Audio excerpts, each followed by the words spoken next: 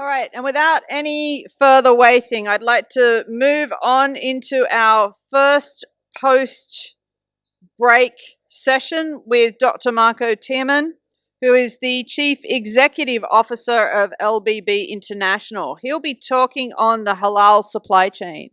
Now, Dr. Tieman is Dr. Tieman's firm, LBB, specializes in supply chain strategy consulting and research. They look specifically at the agri-food supply chain, FMCG supply chains, and industrial supply chains, as well as logistics. He's an adjunct professor with UTM Azman Hashim International Business School in Malaysia, conducts research on halal supply chain management, and is the author of Halal Business Management, A Guide to Achieving Halal Excellence, published in 2021. So if you want a signature on the book, you've got to go see this man. Without any further ado, I'd like to welcome Dr. Marco to the stage, also our chairman of LogiSYM. Thank you. Welcome, Doctor.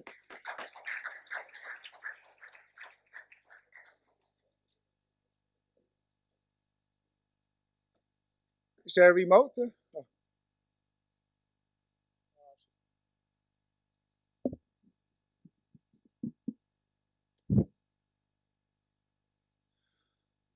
Okay, a very good afternoon. Great to see you. It's always nice to have those networking sessions, those breaks. We cannot have enough in Malaysia. I will be talking on a hopefully interesting topic on the halal supply chain. So the halal supply chain is an important topic. I did my PhD in Malaysia on what is the application of halal in supply chain management. And next to LB International, I'm still a part-time academic on this topic of halal supply chain and general supply chain management, next to my work for LBB.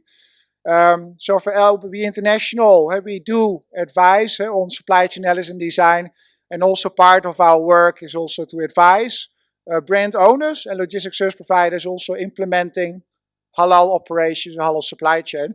So I can also give you some practical case studies as well on those work we have been doing for the industry. So I will be covering a few topics this afternoon. First of all, we dive deeper in the evolution of halal. So what are the developments, the mega trends, and halal market alignment. Secondly, we'll be looking at the halal supply chain and value chain. So what is so special about the halal value chain and the supply chain. Thirdly, we'll be looking at risk management. So how to organize risk management for brand owners. And finally, on halal ecosystems. So that also be an important area. We see halal parks in Malaysia, about 22, also in Indonesia. So I'll give you some insights on those developments. So the halal market is a big market, a multi-trillion market in size. It's not only food, it's also cosmetics, pharmaceuticals, industrial products, but also services, logistics, hotels, restaurants. So the halal industry is a fast-growing industry. And the largest halal market is not in the Middle East. It's here in Asia, Indonesia, our neighbors from the west, the south, the east from Malaysia. It's all Indonesia around us, the largest halal market in the world. It's a young population. So we talked about TikTok earlier before the break. Also relevant for that market. So Indonesia is the largest halal market, followed by Bangladesh and also Pakistan. So the action is happening here. The market is too big to ignore for the industry. What are the big developments? Traditionally, the non-Muslim countries were supplying the Muslim countries with halal food.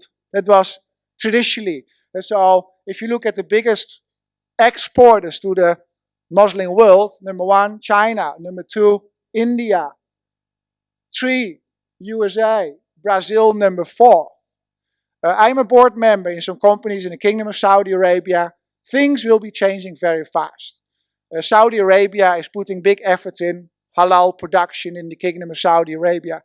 Indonesia also got the mandate from Pak Jokowi, the president, to become not only the biggest consumer, also the biggest producer of of halal. So we have learned from COVID that not every country is self-sufficient in terms of agriculture and food.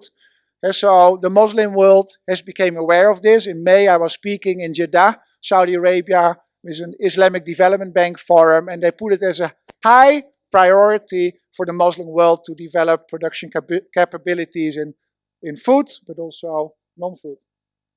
So what are the emerging requirements? So halal is moving away from a product approach towards an end-to-end supply chain and even a value chain. More on that later. So Saudi Arabia might be in stage 2 now. Malaysia, Indonesia, Brunei, UAE already at stage 3. So for brand owners, you need to address halal throughout the supply chain. What is important? That there is an alignment between what are the market requirements, the Muslim needs and demands, and also the evolution where the country is moving. You have to comply to regulatory requirements. So we have halal standards in Malaysia, also halal supply chain standards, more on that later.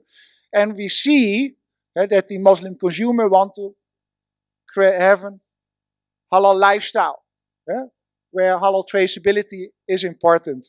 There's also halal standards in Malaysia, the MS 2400, 2019. So there are already standards for halal supply chain. So what is a halal supply chain? So first of all, what are the common gaps we find when we talk about brand owners, the supply chain? So with LBB, we have been helping food multinationals and also cosmetics multinationals to go through their supply chain. Like a doctor, we need to first have understanding, give a diagnosis, and then we give the medicine, and sometimes we also need to do a surgery as a doctor, right? So that's also what we do with LBB as advisor to companies. So what we often see is that the people in the factory are trained on halal, but their supply chain partners, including logistics service providers, distributors, are not well trained and conversed on halal. So it's one gap we find. And if you want to make halal throughout the supply chain, we need to educate the entire supply chain, not just the factory. We also see that the halal status is not well communicated in supply chain. So if you don't communicate that it's a halal status, in logistics, with all the respects, we like to put things together to get the margin, right? Put things together and not necessarily looking at halal. So we also see that there is no consolidation criteria in transportation and storage for logistics service providers, with the result of putting things together. So not communicating and not having criteria on how to put things in the supply chain. We see often that there are halal SOPs for the manufacturing side, but we don't see SOPs, halal SOPs for other disciplines such as marketing. But marketing makes the agreement with the distributors, right? Makes the agreement with e-commerce providers. So if you don't educate the marketing on halal, if there are no SOPs for marketing, it's not further developed into the last mile, including e-commerce and distributors. Also supply chain, logistics. Supply chain is in charge of making contracts with the logistics companies. So if they're not aware on the halal requirement, it's not well moved towards the logistics service providers that are supporting you. The foundation of halal is not necessarily the contract. Sorry, not necessarily the halal standard, but is founded on contracts in supply chain. So important is that we creating halal clauses in contracts with your supply chain partners, with your suppliers, with your distributors, with your logistics service providers, and so on. And so the integrity of halal supply chain is founded on contracts. We also see that issue management, what to do with a halal incident. We see quite mature crisis manuals by brand owners, but we don't see the same with often service providers, including logistics operators and distributors, where they are not acting well in case of an incident or a halal crisis. Finally, there's a lack of collaboration in supply chain. Dr. Raymond talked about collaboration with your competitor. Horizontal collaboration is extremely important, also in halal supply chains, to real benefit and harvest synergy advantages. So if you talk about the supply chain, it's a management of a network with the goal to ensure halal integrity from source to the point of consumer purchase. Some people talk about farm to fork. I hate that term. Fork suggests that control goes all the way into your house, into your fridge. No, it doesn't, right? And the farm is not necessarily the beginning, right? We are supply chain people here. Animals also need to be fed sometimes, right? Otherwise they die. So they need to be fed. So there's something before that farm, right? So it is from a source to the point of consumer purchase. Yes, if you order e-commerce, it might be until that doorstep. In many cases is the shop, the restaurant where you're having your products, yeah, your food or cosmetics.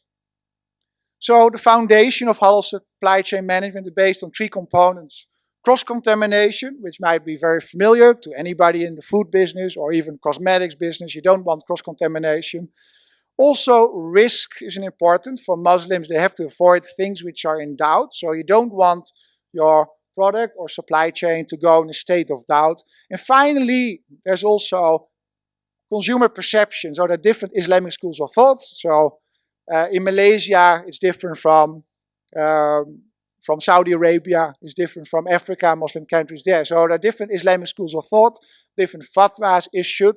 Like in January 2019, there was a fatwa by Jakim that declared smoking haram. So now suddenly, if you're in the halal business, you cannot smoke a cigarette anymore or sell cigarettes, right?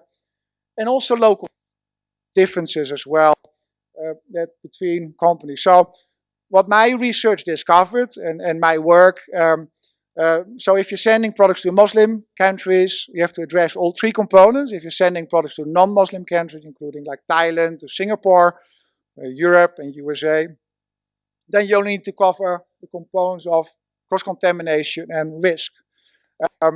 So how does it work in practice? So if you're sending products to Muslim majority countries, it is halal only in transportation and warehouse. If you're sending products to non-Muslim countries, if it's bulk, halal only. If it's unitized, then we differentiate between cool chain and ambient. So ambient, in principle, you can put everything in that container as long as not on the same pallet or load carrier. If it's cool chain, it cannot be with products containing pork or porcine. Which might not only an issue be for food, but also cosmetics. That is the halal supply chain. So what is next in the evolution of halal is the halal value chain. So this I stole from Michael Porter, and I improved it a little bit. He was not perfect. He is great, but he's not the best. So I improved his model a little bit to add a few components in there. So we see here the conventional primary activities, pretty complete, but halal applies to those as well. On the supporting activities, we also talk about the firm infrastructure. So we talk about Islamic banking, finance, insurance, takaful, right? Halal for a consumer in terms of Islamic banking, easy to go to a bank. But for industries, like you need a letter of credit, international trade financing via SWIFT, interest-based, by the way. There are some more challenges or fire insurance, right? So then it becomes a little bit more complex. Also, halal applies to HR as well. Also, zakat, an obligation, also for Muslims, but also for industries, are zakat solution. And halal risk and reputation management. So when you're a brand owner, a multinational brand owner, halal certified, you will need to look beyond the supply chain in the coming 10 years, looking at the entire value chain, the business value chain. But it becomes a little more complex because you, as a brand owner, are connected to other businesses. So it becomes a halal value chain network that needs to be aligned, right, to the halal business value chain of the brand owner. So this makes halal quite complex, and therefore there's a need for halal ecosystems as well. And also the value of collaboration becomes very important. And working within your supply chain, vertical collaboration, but also working with other supply chains, also known as horizontal collaboration. So the good news is there are standards. So there's the MS 2400, 2019, has 3 modules: transportation, warehousing, and retailing. So certification is possible today in Malaysia, but also beyond Malaysia. So halal risk management. So how do we need to organize halal risk management? When we talk about halal risk management, so everything that the brand owner does, the actions, but also what they communicate will result in a reputation of the company. And it's important to measure your corporate reputation. I've been doing a lot of work with brand owners and also as an academic to come up with KPIs, key performance indicators, to measure corporate reputation. The brand owner identifies who are my suppliers, who are my customers, who are my logistics service providers, who are my distributors. And so the brand owner designs, builds his own supply chain. The halal integrity of a supply chain is a function of each link in the supply chain. The integrity of a supply chain is not strong as its strongest link, no, as its weakest link. And so that's why it's important to make halal supply chain protocols, contract clauses in supply chain, and to protect the halal integrity of the brand owner. Yeah? So we talk about two important aspects when we talk about supply chain: robustness and resilience. When designing a supply chain, it should be robust, strong. When there's an incident, it will not affect your supply chain. And resilient. In case there is an incident, you are able to isolate the incident and prevent it to escalate, and making the right actions and communication to resolve the incident. So traditionally, companies, when they want to get halal certified, they develop a so-called halal assurance system. And the halal assurance system is the foundation, the document which is needed for certification. That's not good enough. So you need to have supporting blocks for prevention, that later. Mitigation, in case there is an incident, what to do. And in case there's a crisis, also recovery. For prevention, what we need is a halal supply chain blueprint. So the first step to do is then to analyze your supply chain. So how does my supply chain look like? What are the current practices in my supply chain? What are my contract clauses with my supply chain partners? What are their practices? Do they have a halal assurance system? What if there is an incident? What is their reaction? So you need to analyze your supply chain first. Then you need to look at where are the gaps. How can we work together in supply chain? So collaboration is also an important factor. And monitoring. You need to have KPIs. I go to multinationals, even in Muslim majority countries, in the Middle East, in Malaysia, Indonesia. I ask them about the KPIs. And they have non-halal related KPI. Zero. Right? They have about the efficiency, the cost, how much money they make. You also need to have a halal KPI. Halal is not a responsibility for that department where they call that the internal halal committee. No. If you're operating in a Muslim majority country, you need to take halal serious. And you need to also have halal related KPIs at top level. Mitigation. In case there's a halal incident, you need to first of all verify if it was halal related or not. And then you have to implement a blueprint, right? And that's risk mitigation and communication plan. Halal incidents are different from non-halal incidents. And we have seen that with brand owners that run into trouble with halal incident. Treating a halal issue as a conventional contamination issue, halal requires different responses because it is related to religion, very sensitive, right? So it requires different responses, different action. In case there is an escalating incident and crisis, you need to repair your brand. And then you also need to have a crisis manual with sufficient contents in there what to do. I study, so every project we do, we look at the crisis manual. In the crisis manual, I naturally find out that the first chapter is what to do when the CEO is kidnapped.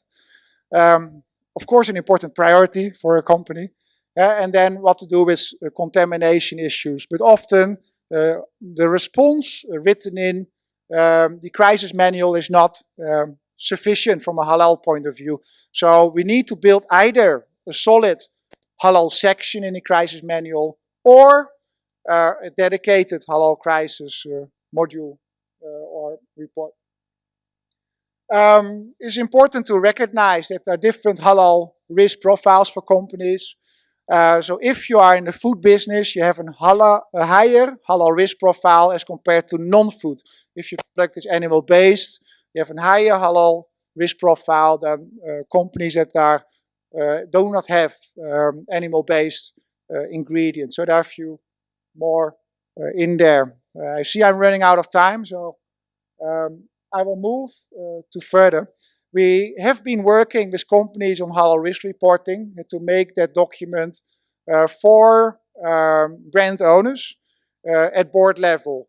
So to get insight on what are the halal risks and what is the performance of their company regarding to halal risk mitigation, and also the performance of their halal reputation.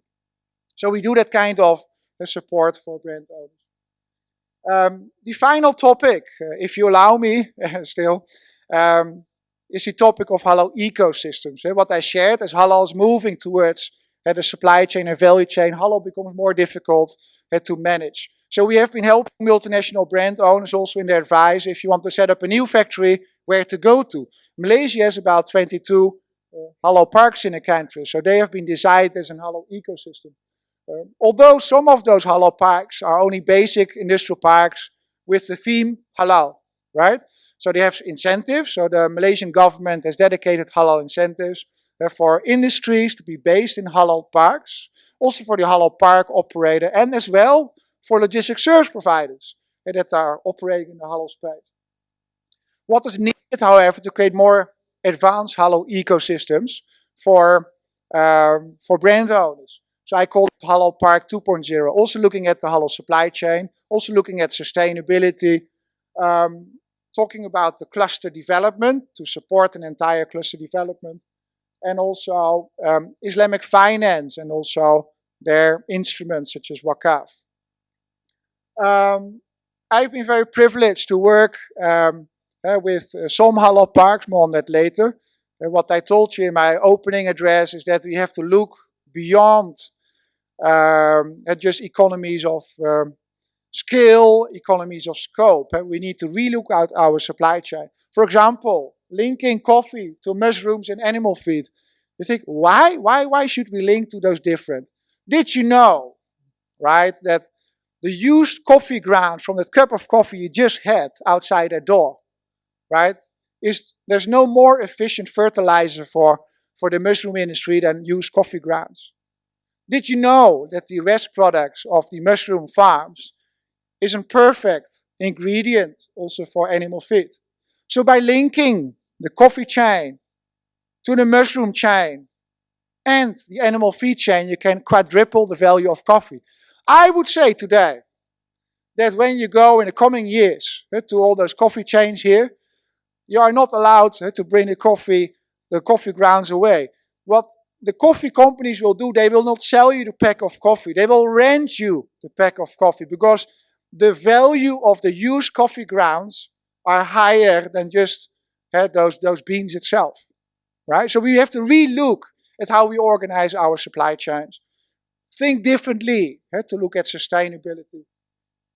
So I'm very privileged to be the project director of Modern Halal Valley, a halal industrial zone, 500 hectares in Indonesia, next to Jakarta, so one hour west from Jakarta. So 500 hectares of industrial land for industry, manufacturing, for food and non-food, logistics, but also for commerce, Islamic finance, universities as well, and also for halal labs. So this is an integrated cluster, and we connect also beyond that park in Indonesia. So we also connect through a halal cluster network also to countries around us. So connected to Malaysia, to Penang, Johor, Taiwan. Even we have signed agreement to connect the halal supply chains together also with Europe, with Spain. I've seen I run out of time. I think if you have some questions, maybe there's time for one or two questions. Otherwise, you can always reach me. I think it's important to realize that halal is dynamic, is moving towards supply chain and value chain, where you come in as supply chain experts. When you manage supply chains for brand owners, you need to address their concerns. And halal is one of the top concerns for brand owners now, to protect their risk, to protect their corporate reputation. Thank you very much. Thank you, Marco. Please stay. I think we've got a question already, and I think it's a very interesting topic. Does sustainability have a place in the halal supply chain? I see you mentioned it briefly. Where does that fit? Yeah, definitely. There was a book written, The Green Dean, by Abdul Matin. He unfortunately passed away, I think, 2 months ago. An American Muslim, and he wrote a book about the Green Dean, what Islam teaches about sustainability. So definitely there is a place for sustainability in halal. A lot has been written about it. So also the UN Sustainable Development Goals, they are not in conflict of halal regulation. So it's part of that. It should be part of that, and it should be also addressed. One of the concerns there is, however, in Malaysia, on the use of recycled materials is currently not allowed in primary packaging. At OIC level, I'm in the technical committee of OIC SMIC in Turkey. There's a technical committee TC10 on halal supply chain, and we have addressed this. So we want to harmonize the requirements on that the use of recycled materials is allowed in primary packaging. So we are working on it. So there are still some stumbling blocks that needs to be addressed, including the use of recycled materials in primary packaging. Thank you. Okay, great. I think we've got one more question at least. Do you have to be a Muslim to be in the halal supply chain industry? Well, there's only one answer. No, it's not needed. So when you want to get halal certified, you need to establish an internal halal committee. In Malaysia, it is a requirement for the chairman and for the halal executive to be a Muslim. The other parts of the technical committee is not. I've been working also overseas in France. We set up a halal committee for a logistics service provider. None of them are Muslim in the whole halal committee. I mean, it is important that you have people working that are competent, right? That is more important than what he is doing when he is praying for whatever religion, right? So it is not needed. So in Malaysia also, like DB Schenker was one of the first to be halal certified, right? A logistics company from Germany. So they said, we're operating in the Muslim world. We give respect to Islam. We do work for brand owners that has halal requirements as an important topic for them in order to protect their sales, to protect their corporate reputation.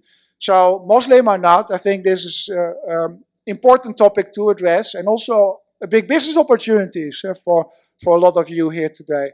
So it's open to both Muslims and non-Muslims. I think the key word there is respect. Yeah. Definitely, yeah, that's absolutely. crucial. Yeah. All right, there are a few more questions, but we will have to cut it short in the interest of time, I think. Maybe one more. Come on, bring on one more.